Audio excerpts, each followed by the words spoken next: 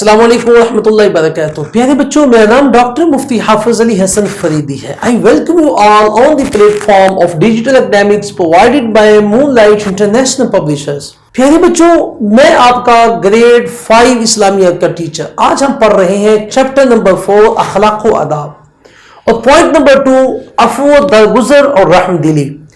SLO عفو درگزر کا معنی و مفہوم اور رحم دلی کا معنی و مفہوم سے آگاہ ہو سکے. پیارے بچوں، عفو درگزر کا مطلب ہے معاف کر دینا اور درگزر کرنا.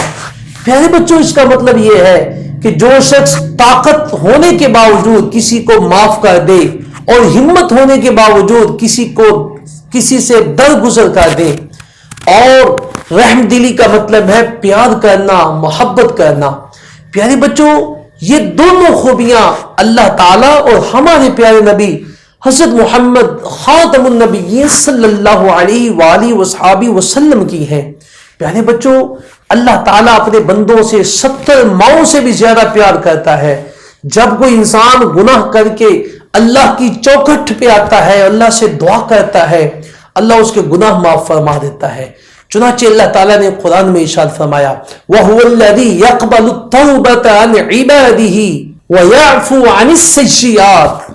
ترجمہ، اور وہی ہے جو اپنے بندوں کی توبہ کو قبول فرماتا ہے اور برائیوں سے درگزر فرماتا ہے. سورہ الشورى آیت نمبر 25.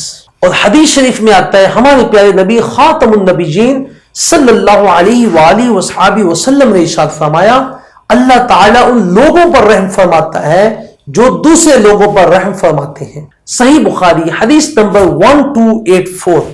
پیارے بچوں، ہمارے پیارے نبی حضرت محمد رسول اللہ خاتم النبیین صلی اللہ علیہ وآلہ وصحابہ وسلم بھی عفو درگزر اور رحم دلی کی اعلیٰ مثال تھے.